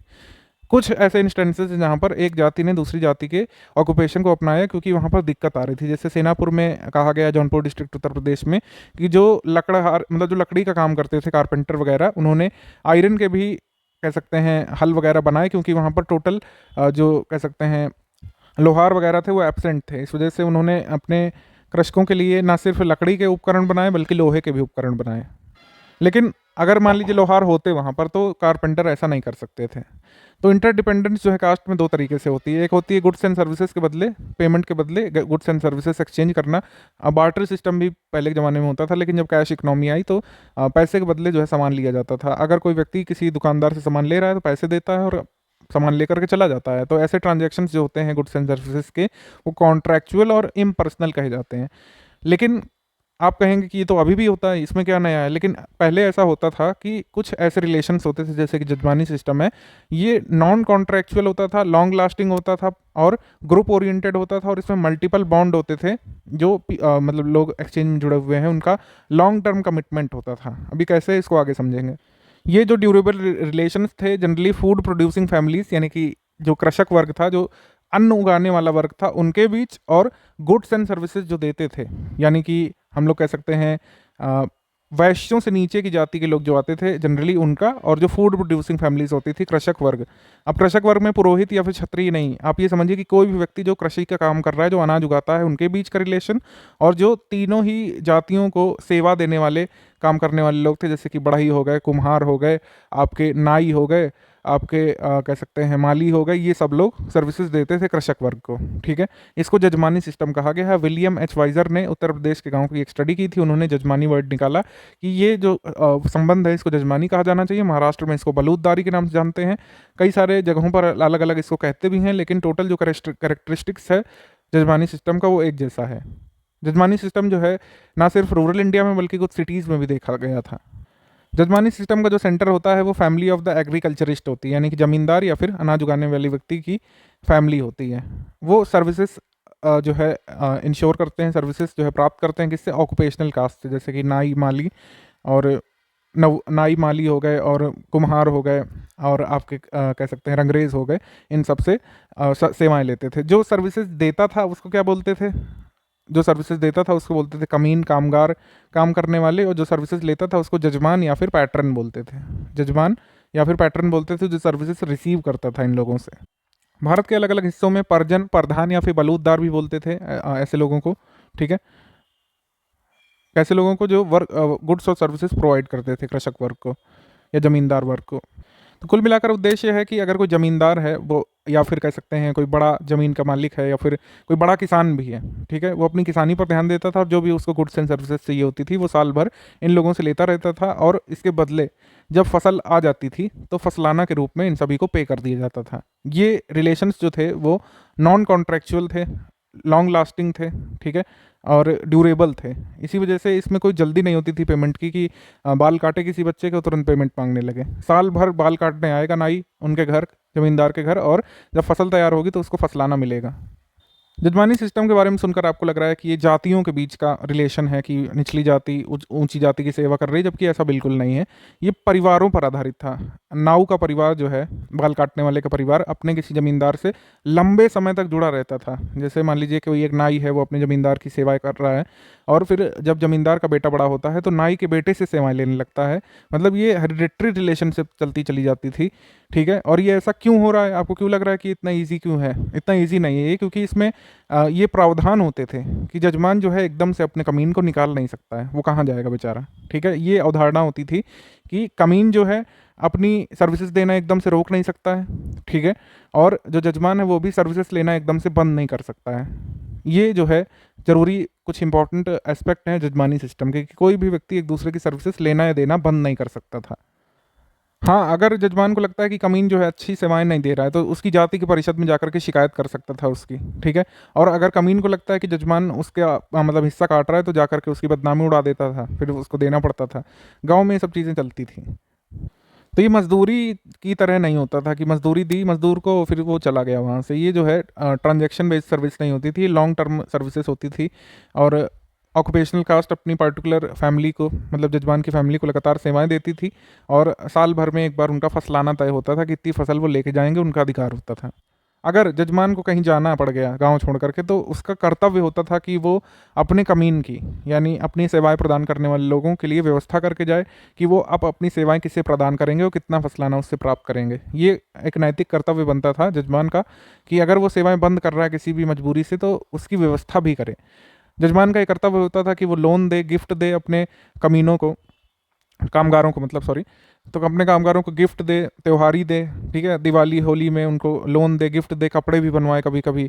अगर जो है नाई की बेटी की शादी हो रही तो उसमें पैसे भी दे। ये सब नैतिक कर्तव्य होते थे जजमानों के, और वो अपनी शक्ति के अनुसार ऐसा करते भी थे। तो आइडियोलॉजी ऑफ पैटर्नलिज्म पर आधारित है जजमानी सिस्टम, में ध्यान रखिएगा। और अगर कोई किसी कामगार का शोषण करना चाह रहा है, तो जजमानों का कर्तव्य बनता था कि उसकी रक्षा भी करे। तो नॉर्थ इंडिया में जो कामगारों को दिया जाता था फसल का हिस्सा, उसको फसलाना बोलते थे। ठीक है, अब इस सिस्टम के बारे में कई सोशोलॉजिस्ट के अपने अपने मत हैं। कुछ लोगों का मानना है कि इससे जो निचली जाति के लोग थे उनका एक्सप्लॉइटेशन हो रहा था, साल भर काम करते थे और उन्हें सिर्फ फसलाना मिलता था, फसलाने से उनकी सारी ज़रूरतें नहीं पूरी होती थी। दूसरी चीज़ ये मानी गई कि एक तरीके से ये जॉब सिक्योरिटी हो सकती है कि साल भर वो किसी अपने जजमानों को सेवाएं देंगे और निश्चित तौर पर उन्हें फसलाना मिलेगा ही मिलेगा। ठीक है, तो ये दो अपने अपने सोशोलॉजिस्ट के मत थे। जजमानी सिस्टम अब धीरे धीरे खत्म हो रहा है, लगभग खत्म हो चुका है बहुत सारे हिस्से में। कई जगह आज भी देखने को मिलता है। कई लोगों ने कमेंट किया था पिछले वाले वीडियो में कि हमारे गाँव में आज भी ऐसा होता है, और पर एकड़ के हिसाब से फसलाना तय होता है। ठीक है, तो जब से कैश इकोनॉमी आई है, लिबरलाइजेशन, ग्लोबलाइजेशन हुआ है, और जो पुल फैक्टर्स हैं शहरों के, लोग शहर जा कर के, जो कामगार हैं वो अपनी मजदूरी करते हैं या फिर अपने ही पेशे को आगे बढ़ाते हैं, और उनको लगता है कि कैश इकोनॉमी सही है, पूरे साल भर फसलाने का इंतजार कौन करे। ठीक है, तो इस तरीके से जजमानी सिस्टम पिछले 4-5 दशक में बिल्कुल खत्म होता जा रहा है। सोशल मोबिलिटी की बात कर लेते हैं इंडियन विलेजेस में। अभी तक आपने चीज़ें पढ़ी जो मैंने आपको बताई कि एक व्यक्ति एक जाति में जन्म लेता था, उसी कर्तव्यों को निभाते हुए मर जाना उसका कर्तव्य माना जाता था। लेकिन कालांतर में देखा गया कि जाति में मोबिलिटी की अवधारणा देखी गई। ठीक है, जातिगत लामबंदी क्या है कि कोई व्यक्ति अपनी लाइफस्टाइल को अच्छा करना चाहता है, जो भी खामियां थी उसके जाति में पैदा होने पर उसे दूर करना चाहता है, और निचली जाति के लोग ऊंची जाति के लाइफस्टाइल को अपनाना चाह रहे थे। तो ये सोशल मोबिलिटी देखने को मिलती है। थ्योरेटिकली तो ये बिल्कुल भी पॉसिबल नहीं था कि निचली जाति के लोग ऊंची जाति के बन सकें, या फिर उनके द्वारा किए जाने वाले पेशे को अपना सकें, या फिर उनके लाइफस्टाइल को अपना सकें। थ्योरेटिकली तो पॉसिबल नहीं था, लेकिन कालांतर में ये होता है। अभी कैसे कैसे हुआ था? इनकम अपॉर्चुनिटीज़ जो थी विलेजेस में काफ़ी कम थी। इकोनॉमिक अपॉर्चुनिटीज़, मौके पैसे कमाने के, अपने लाइफस्टाइल को सुधारने के काफ़ी कम थे। एग्रीकल्चरल सरप्लस भी काफ़ी कम ही था, क्योंकि अगर कोई छोटा मोटा ज़मींदार है या फिर बड़ा किसान भी है तो उसका काफ़ी सारा हिस्सा फसलाना में चला जाता था, लोगों की सेवाएं क्योंकि वो लेता था। तो ऐसा सोचा गया कि क्यों ना शहर जा कर के पैसा कमाया जाए। ठीक है, कुछ लोगों ने सोचा, जो खासकर कि निचले वर्ग के थे, उन्होंने सोचा कि अगर शहर जा कर के पैसा कमाया जाए, या फिर जो मिडिल कास्ट के लोग होते थे, मिडिल क्लास के लोगों ने सोचा कि शहर जा कर के अगर पैसा कमाया जाए तो हम ज़्यादा भूमि अपने गाँव में आकर के खरीद सकते हैं, और फिर हमारी जो स्टेटस है वो ऊँची हो जाएगी। तो कुछ लोगों ने ऐसा करना बिल्कुल शुरू भी कर दिया, और धीरे धीरे जब उन्होंने अपने गांव में लैंड खरीदना शुरू किया तो उनके कस्टम्स भी अपनाने लगे जिन लोगों के पास पहले से ज़्यादा भूमि थी, या फिर जो लोग ऊंची जाति में आते थे। तो इस तरीके से लामबंदी हुई। और एम.एन. श्रीनिवास ने ये भी माना है कि जितना जाति व्यवस्था को कड़ा कठोर बताया गया है उतनी भी नहीं थी। कई हिस्सों में भारत में देखा गया कि जो कुर्ग में जो लोग रहते थे वो कुछ ट्राइबल लोग हुआ करते थे, धीरे धीरे उन्होंने जो है क्षत्रियों की पोजीशन हासिल कर ली कास्ट सिस्टम में। उन्होंने अपवर्ड मोबिलिटी का प्रयास किया, जिसको संस्कृताइजेशन टर्म दिया है एम.एन. श्रीनिवास ने। उन्होंने कहा है कि ऊंची जाति के लोगों के कस्टम्स और प्रैक्टिसेस को अपना करके, उनकी नकल करके धीरे धीरे अपने स्टेटस को इम्प्रूव करने का काम किया ट्राइबल लोगों ने कुर्ग में, कर्नाटक में, और अपनी पोजीशन जो है क्षत्रियों की तरह कर ली। और धीरे धीरे जो है विवाह भी होने लगे उनके क्षत्रिय जाति में, और पूरी तरीके से वो क्षत्रिय बन गए। सोशल मोबिलिटी में एक सिग्निफिकेंट चेंज आता है इंडियन सोसाइटी में जब ब्रिटिश रिजाइम आ गया था। ब्रिटिश रिजाइम जैसे ही आया था तो रूरल पॉवर्टी जो है एक मार्केटेबल कमोडिटी बन गई। कैसे कि अब जो है रूरल पॉवर्टी नहीं, यहाँ पे प्रॉपर्टी होगा, sorry, not rural poverty, property. Rural property जो है एक मार्केटेबल कमोडिटी बन गई, क्योंकि अब धीरे धीरे जो है लैंड को सोल्ड किया जा सकता था, एक्वायर किया जा सकता था मार्केट में, केवल इनहेरिट नहीं किया जा सकता था। पहले के जैसे सिस्टम होते थे, लैंड कृषक जो है इनहेरिट कर सकता था, उसके पास हेरिडिटरी राइट होते थे, लेकिन वो किसी को बेच दे सकता था, लीज पर दे सकता था, लेकिन बेच नहीं सकता था। लेकिन अब भूमि को बेच भी सकता था। तो अब ये लोगों को लगा कि जब बेचे खरीदे जाने वाली चीज़ हो गई भूमि, तो अब सोशल स्टेटस भी ऊंचा कर सकते हैं लोग। निचले जाति के जो लोग थे वो ज़्यादा भूमि खरीद करके अपना स्टेटस ऊंचा कर सकते हैं, ये लोगों के मन में अवधारणा आ गई थी।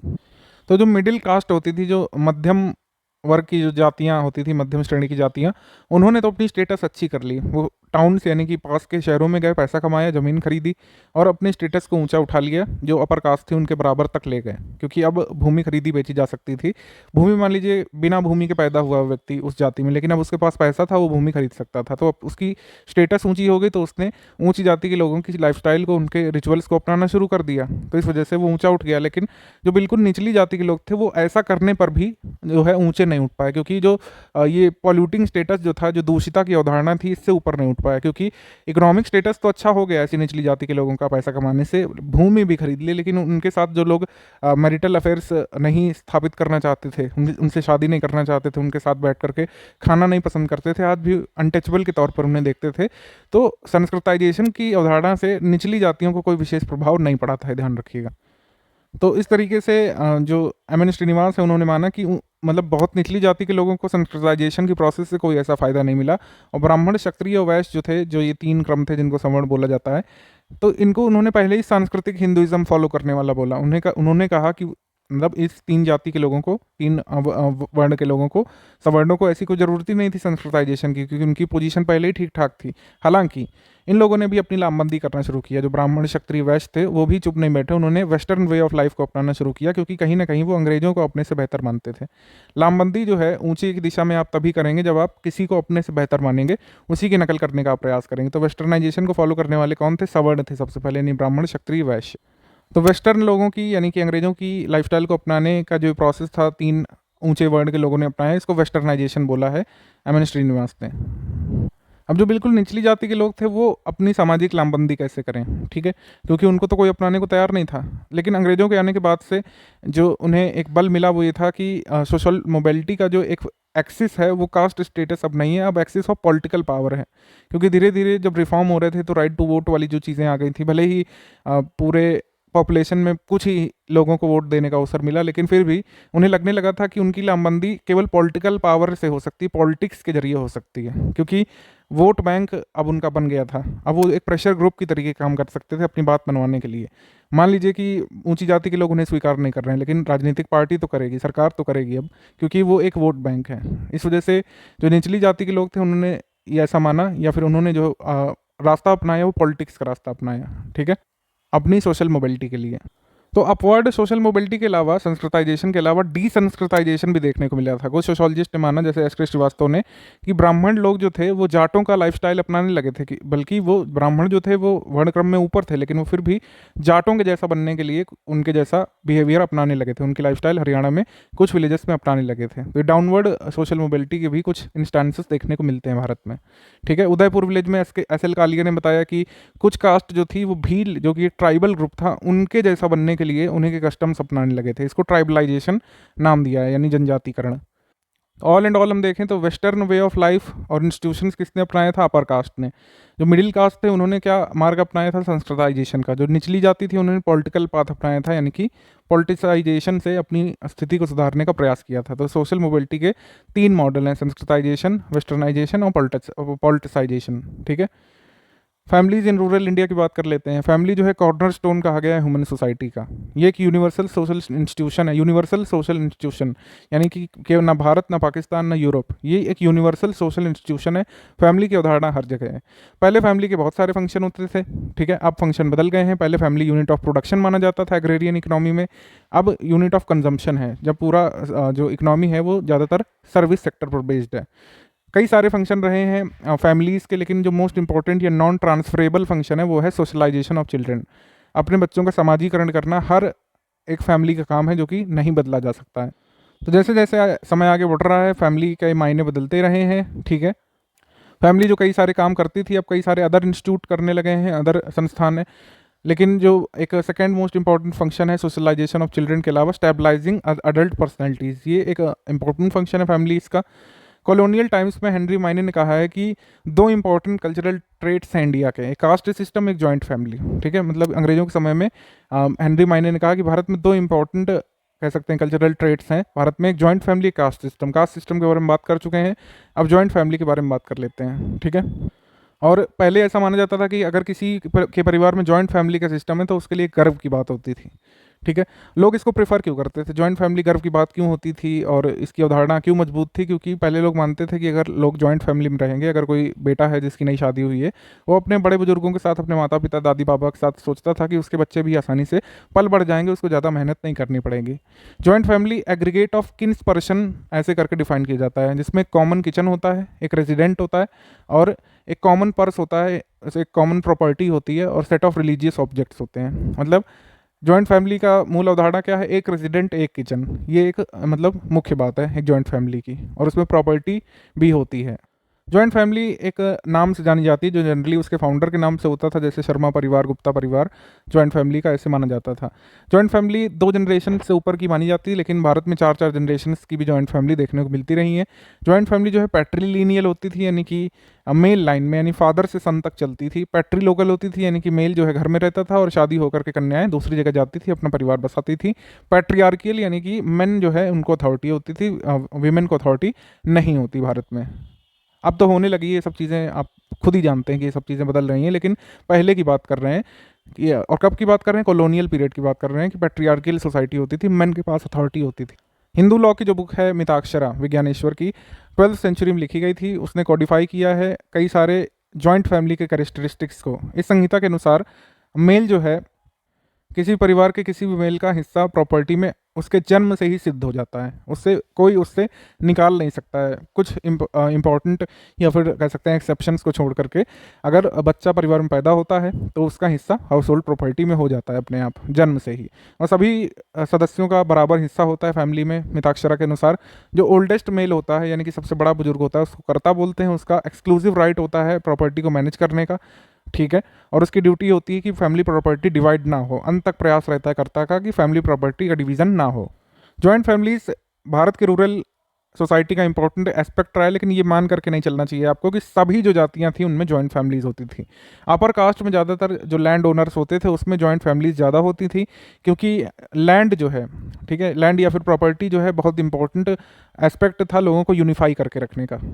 जॉइंट फैमिली में ओनरशिप ऑफ लैंड और प्रॉपर्टी जो है एक यूनिफाइंग फोर्स माने जाते थे, इसी वजह से लैंड ओनर्स के यहाँ जॉइंट फैमिलीज ज़्यादा देखने को मिलती थी। जबकि जो अदर कास्ट होती थी, लोअर कास्ट होती थी, उनके पास लैंड कम होती थी, इस वजह से वहाँ पर न्यूक्लियर फैमिलीज ज़्यादा देखने को मिलती थी। जोग्राफिकल मोबिलिटी की अगर हम बात कर लें तो ये एक इंपॉर्टेंट एस्पेक्ट होता था जिससे न्यूक्लियर फैमिली क्रिएट होती थी। एक कह सकते हैं जमींदार के यहाँ भी कहीं ना कहीं आगे जा करके न्यूक्लियर फैमिली या न्यूक्लियर हाउस होल्ड क्रिएट होते हैं। कैसे? क्योंकि अगर किसी परिवार में एक लड़के की शादी हुई है फिर उसकी जॉब लगती है बाहर, तो वो पहले तो जा करके अपना जॉब संभालता है, लेकिन फिर जब उसे रहने का ठिकाना मिल जाता है वहाँ पर तो अपने बच्चों और वाइफ को भी ले जाता है। तो इस वजह से जॉइंट फैमिली धीरे धीरे डिसइंटीग्रेट होने लगती है, ठीक है, ना चाहते हुए भी। और इसी वजह से आप देखेंगे कि न्यूक्लियर फैमिलीज की अधिकता कहाँ पर देखने को मिलती है? अर्बन एरियाज़ में। यहाँ पर एक चीज़ आपको बहुत ध्यान रखने की ज़रूरत है कि वेस्टर्न वर्ल्ड में जो न्यूक्लियर फैमिली का कॉन्सेप्ट है, हमारे यहाँ पर जो न्यूक्लियर फैमिलीज होती हैं इंडिया की, उनका कॉन्सेप्ट बिल्कुल अलग है, ठीक है। स्ट्रक्चरली आइसोलेटेड कहा जाता है वेस्टर्न वर्ल्ड की न्यूक्लियर फैमिलीज को, यानी कि अगर बच्चा अपने माँ बाप से अलग होता है तो वो कोई भी रिलेशन नहीं रखता है, फिर अपने माँ बाप से कोई लेना देना नहीं होता है, नो डिपेंडेंसी रिलेशन होता है। जबकि भारत में तो बिल्कुल ऐसा नहीं है, इवन आज भी ऐसा नहीं है। अगर लड़का बाहर जा करके रहता है और अपने लड़के की शादी करता है तो सभी को बुलाता है अपने गाँव से, ठीक है, और नहीं बुलाता तो ये बहुत गलत चीज़ मानी जाती है। तो इंडियन न्यूक्लियर फैमिलीज जो है नातेदारे की मजबूत संबंधों से जुड़े होते हैं, वो सिर्फ अलग घर में रहते हैं, अलग किचन में खाना बनाते हैं, लेकिन उनकी वैल्यूज़ जो है शेयर्ड होती हैं।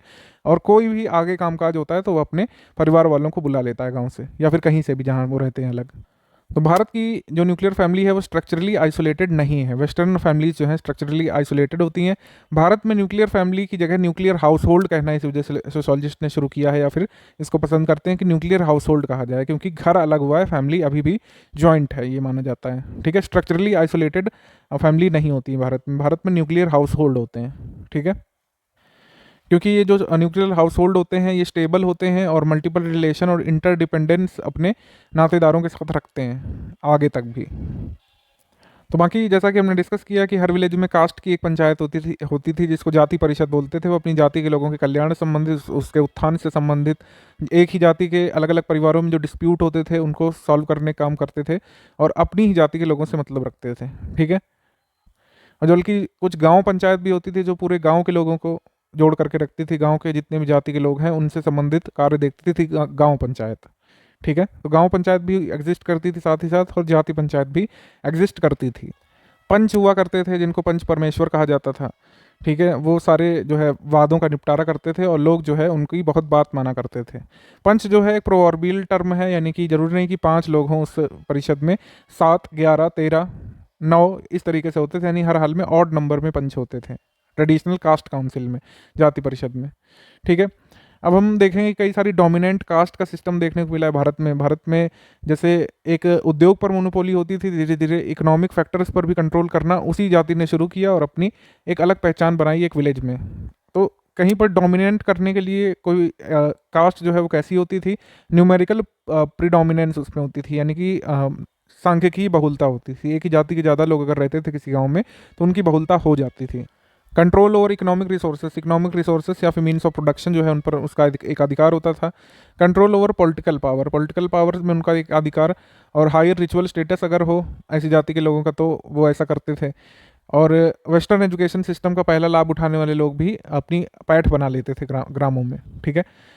कई बार ऐसा जरूरी नहीं कि इन क्राइटेरिया को फुलफिल करें तो ही जो है वो डोमिनेंट कास्ट बने। कई बार जो है बलपूर्वक डोमिनेंट कास्ट बनने का प्रयास किया है कुछ ऊंची जाति के लोगों ने, ठीक है। कई बार ऐसा किया है कि बहुत सारी लैंड खरीद ली किसी गांव में किसी एक विशेष जाति के लोगों ने और अपनी डोमिनेंस जो है बनाए रखी। जैसे कि राजस्थान में कहा गया था कि लैंड रिफॉर्म्स के बाद भी जागीरदारों ने बहुत सारी लैंड पर कब्जा किया हुआ था और बाकी जो निचली जाति के लोग थे उन पर डोमिनेंट वो लोग रहे थे, और कई सारे निचली जाति के लोगों पर अत्याचार भी किया था, उन पर वॉयलेंट भी हुए थे वो। और कई बार कुछ लोगों के पास मीन्स ऑफ प्रोडक्शन की मोनोपोली थी, तो अपने से नीचे जाति के लोगों को दबाने के लिए उन लोगों ने उनका बहिष्कार करना चालू किया, उनको एम्प्लॉयमेंट देने से मना किया। इस प्रकार से भी डोमिनेंस अपनी स्थापित की। ये सब खैर उतना कोई ज़रूरी नहीं है। आगे बढ़ते हैं हम लोग। हमने आपको बताया कि जाति परिषद पे लोगों का विश्वास होता था पहले, लेकिन जब ये देखा जाने लगा कि जाति परिषद अब बायस्ड हो गई है, वहाँ पर पंच परमेश्वर का जो सिस्टम था, यानी पंच जो कहेंगे वो ईश्वर की वाणी है, ऐसा लोगों का विश्वास अब डगमगा गया था, क्योंकि ये सब बायस्ड चीज़ें देखने को मिलने लगी थी। जिस जाति का प्रभाव था उसी जाति के पक्ष में ये पंच फैसला सुनाने लगे थे। तो लोगों का विश्वास फॉर्मल इंस्टीट्यूशन जैसे कि पुलिस, कोर्ट वगैरह और एडमिनिस्ट्रेटिव बॉडीज़ पर अब पड़ने लगा, ठीक है। पंच परमेश्वर की अवधारणा गायब हो गई धीरे धीरे, ठीक है। सोशल स्ट्रक्चर जो है ये टर्म जो है कॉइन किया था हर्बर्ट स्पेंसर ने, ध्यान रखिएगा, फैक्चुअल टर्म। उन्होंने कहा था कि interconnections of different part of society जैसे individual, groups, institutions, associations, organization, communities, ये है सोशल स्ट्रक्चर। बहुत सारे पॉपुलेटेड विलेजेस जो है केरला में पाए जाते हैं। कुछ की संख्या जो है मतलब जनसंख्या जो है 10,000 से भी ऊपर है किसी विलेजेस में, तब भी वो विलेज ही है, ठीक है। पॉवर्टी अब ग्लोबल कॉन्टेक्स्ट में इसको देख लेंगे, क्योंकि पॉवर्टी से एसोसिएटेड कई सारी स्कीम्स हमको आगे डिस्कस करनी है। हर देश में कुछ ऐसे ग्रुप्स होते हैं जिनको दूसरे के कंपैरिजन में पुअर बताया जाता है, और धीरे धीरे इसी के टर्म्स में पॉवर्टी की अवधारणा आती है कि गरीबी क्या है, मतलब एक लाइन निश्चित कर दी जाए कि इससे ऊपर जो लोग हैं वो गरीब हैं, इससे नीचे अमीर हैं। पहले यही कॉन्सेप्ट आया था सबसे पहले। जैसे वर्ल्ड बैंक ने पॉवर्टी का परचेसिंग पावर पैरिटी का कॉन्सेप्ट दिया था, पीपीपी का। इसमें price difference across countries and international comparison of real output and income इसके पर आधारित थी। वर्ल्ड बैंक ने डिफाइन किया कि अगर यूएस डॉलर्स में $1 पर कैपिटा पर डे का अगर कंजम्पशन है किसी का 1993 के ईयर के अनुसार, तो वो गरीब है। मतलब कोई ऐसा व्यक्ति है जो $1 से कम उपभोग करता है एक दिन में 1993 तक, तो वो गरीब है। तो ये तो लगा आपको डेफिनेशन हो गई, लेकिन कई बार आप देखेंगे कि कौन कितना खर्चा करता है, कौन कितनी कमाई करता है, इससे भी अच्छी डेफिनेशन की ज़रूरत है पॉवर्टी के लिए, ठीक है। क्योंकि ये डेफिनेशंस जो है, जो डिसेबिलिटीज़ या फिर डेप्रिवेशंस कोई पुअर जो है इस फेस करता है, उसको इनकम्पास नहीं कर पाती है। मतलब जो पॉवर्टी की डेफिनेशन है वो ऐसी होनी चाहिए कि उसकी अवधारणा पूरी तरीके से स्पष्ट हो कि कोई कितना पुअर है। कोई किसी से कम गरीब हो सकता है, कोई ऐसा गरीब हो सकता है जिसके पास बहुत ज़्यादा ज़रूरतें हों, कोई ऐसा गरीब हो सकता है जिसकी बेसिक नीड भी पूरी ना हो पा रही हो, कुछ ऐसे गरीब हो सकते हैं जो 1 ही 2 दिन में मरने वाले हों। तो इस वजह से केवल एक लाइन डिसाइड करना नहीं, वो कह सकते हैं हम लोग कह सकते हैं उचित अवधारणा होगी गरीबी रेखा डिसाइड करने की। इसमें और भी कई सारे चीज़ों की ज़रूरत है। अब तो खैर काफ़ी एडवांस चीज़ें आ गई, मल्टी डायमेंशनल पॉवर्टी इंडेक्स वगैरह, लेकिन पहले अगर हम बात करें तो पॉवर्टी लाइन के कॉन्सेप्ट बनाने में ही कई सारी दिक्कतें आई थी। 1990 के आसपास इंटरनेशनल कम्युनिटी ने कहा कि हम health facilities, education, eradication of diseases पर टारगेट करेंगे। और 1990 के अंत में यानी कि अक्टूबर 2000 में करीब head of governments of United Nations member countries, उन्होंने कमिट किया खुद से कि पॉवर्टी को एलिमिनेट करने के लिए, ह्यूमन डिग्निटी, इक्वलिटी और पीस को अचीव करने के लिए, डेमोक्रेसी और इन्वायरमेंटल सस्टेनेबिलिटी को अचीव करने के लिए साथ मिलकर काम करेंगे। तो ये जो कमिटमेंट थी, इसको 8 लक्ष्यों में प्राप्त किया जाना था। इसको मिलेनियम डेवलपमेंट गोल्स कहा गया और इसको अचीव करने का टारगेट निर्धारित किया गया 2015 तक, ठीक है, 2015 तक। मिलेनियम डेवलपमेंट गोल्स कौन कौन से हैं? Eradicate extreme poverty and hunger, achieve universal primary education, promote gender equality and empower women, reduce child mortality, improve maternal health, combat HIV, AIDS, malaria and other diseases, ensures environmental sustainability, develop a global partnership for development। ये कुछ बातें की गई। ये global agreement था, इसमें तय किया गया कि डेवलप्ड कंट्रीज़ डेवलपिंग कंट्रीज़ की हेल्प करेंगी, टेक्नोलॉजी ट्रांसफ़र के माध्यम से, ट्रेड के माध्यम से अपना अनुदान वगैरह देंगे, कर्ज वगैरह देंगे पुअर कंट्रीज़ को, जिससे एमडीजीज़ को अचीव किया जा सके। मार्च 2002 में मॉन्टेरी में मेक्सिको में और सितंबर 2002 में जोहान्सबर्ग साउथ अफ्रीका में डेवलप्ड कंट्रीज़ ने एक फ्रेमवर्क एग्रीमेंट साइन किया, जिसके तहत गरीब देशों को या फिर अंडर डेवलप्ड कंट्रीज़ को पॉवर्टी से निपटने में मदद करने की बात कही गई, ठीक है। अब पॉवर्टी मेजर हमने आपको बता दिया है। पॉवर्टी लाइन डिसाइड की जाती है, जो उसके ऊपर है उसको पुअर कहा जाता है, जो उसके नीचे है उसको कह सकते हैं पुअर नहीं कहा जाता। भारत में जो पॉवर्टी का मेजरमेंट है वो रिलेटिव पॉवर्टी के टर्म्स में आया था सबसे पहले, क्योंकि यहाँ पर अंग्रेज राज कर रहे थे। तो दादा भाई नौरोजी ने poverty and un British rule in India नाम से जो उनकी किताब आई थी 1871 में, उसमें कहा कि भारत ब्रिटेन के कंपैरिजन में पुअर है। तो इसे रिलेटिव पॉवर्टी के कॉन्टेक्स्ट कहा गया कि हम दूसरे की तुलना करके बताते हैं कि हम गरीब हैं कि नहीं है। भारत में इस समय जो पॉवर्टी एस्टिमेशन के मेथड्स यूज़ किए जाते हैं उनको आप रट लीजिए बिल्कुल। ये जो लाइन लिखी हुई है रट से, head count ratio, calorie intake, house hold consumption expenditure और पर कैपिटा इनकम, ये सारे मेथड्स यूज़ किए जाते हैं भारत में पॉवर्टी एस्टिमेशन के लिए। अब यहाँ पर बात कर लेते हैं हेड काउंट रेशियो की। जो एक बहुत कॉमन मेजर है वो ये है कि नंबर ऑफ पर्सन्स गिन लिए जाते हैं जो कि पॉवर्टी लाइन से नीचे हैं, और उनको टोटल परसेंटेज ऑफ पॉपुलेशन के टर्म्स में दिखा दिया जाता है कि मतलब देश की पॉपुलेशन अगर 100 है तो इतने लोग पॉवर्टी की लाइन से नीचे हैं, इनको हेड काउंट रेशियो कहा जाता है, ठीक है।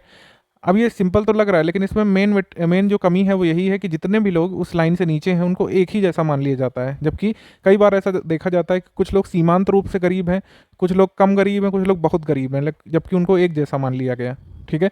मार्जिनली पुअर और वेरी पुअर को एक जैसा ट्रीट किया गया पुअर की तरीके, ये एक कमी थी इसमें। तो इससे निपटने के लिए अमर्त्य सेन ने सजेस्ट किया था सेन मेजर। तो इसमें weakness of head count ratio था, उसको दूर किया गया, ठीक है। इसमें इंटेंसिटी ऑफ पॉवर्टी को भी रिकॉर्ड किया गया। इसमें पॉवर्टी गैप को रिकॉर्ड किया गया कि कोई व्यक्ति गरीब है तो कितना गरीब है, यानी पॉवर्टी लाइन से कितनी दूर है और कितनी पास है, इसको भी कंसीडर किया गया। तो difference between poverty line and income of the poor, इसको कंसीडर किया गया था आपके सेन मेजर ऑफ पॉवर्टी में। Sen index is basically a weighted sum of poverty gaps of all types of poor, the weight being such that less poor persons get lower weight and those who are poor get higher. इस तरीके से कुछ committees आई थी भारत में poverty को लेकर के, जिनके नाम ध्यान रखना आपको जरूरी है। सबसे पहले आई थी भारत में कमेटी वीएम दांडेकर और एन राठ कमेटी 1971 में। उन्होंने सिस्टमैटिक असेसमेंट किया था पॉवर्टी इन इंडिया का नेशनल सैंपल सर्वे का डेटा लेकर के। इसके बाद 1977 में आती है डॉक्टर वाई के अलग कमेटी, पॉवर्टी एस्टिमेशन इंडिया से रिलेटेड कमेटी थी, और first official rural and urban poverty lines जो है नेशनल लेवल पर इंट्रोड्यूस की गई थी और किस बेसिस पर न्यूट्रिशनल रिक्वायरमेंट पर और इन कंजम्पशन एक्सपेंडिचर पर आधारित अलग अलग रूरल और अर्बन पॉवर्टी लाइन डिसाइड की गई थी नेशनल लेवल पर अलग कमेटी में। तो पूछते हैं कि अलग कमेटी ने किस बेसिस पर रूरल और अर्बन पॉवर्टी लाइन खींची थी, तो उसका आंसर हो जाएगा न्यूट्रिशनल रिक्वायरमेंट और कंजम्पशन एक्सपेंडिचर। इसके बाद डी.टी. लकड़ा वाला कमेटी आई थी 1993 में, पॉवर्टी एस्टिमेशन इंडिया से एसोसिएटेड है। इसने कंज्यूमर प्राइस इंडेक्स के हिसाब से और कैलोरी कंजम्पशन के हिसाब से पॉवर्टी एस्टिमेशन करने का प्रयास किया था। तो डी.टी. लकड़ा वाला कमेटी जो है कैलोरी कंजम्पशन पर इसने जो है पॉवर्टी लाइन एस्टिमेशन किया था, हम लोग कह सकते हैं। सुरेश तेंदुलकर कमेटी के बारे में अगर हम बात कर लें तो सुरेश तेंदुलकर कमेटी 2005 में आई थी, 2009 में इसमें रिपोर्ट सबमिट की थी।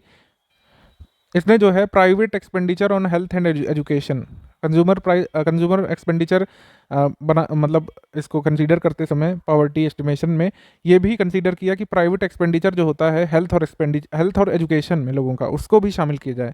क्योंकि अभी तक के पॉवर्टी एस्टिमेशन में माना जाता था कि हेल्थ और एजुकेशन ये प्रोवाइड करवाना तो स्टेट की जिम्मेदारी है, तो इसमें इंडिविजुअल का कोई खर्चा नहीं होता। तो पॉवर्टी लाइन एस्टिमेशन में इसको कंसीडर ही नहीं कर रहे थे अभी तक।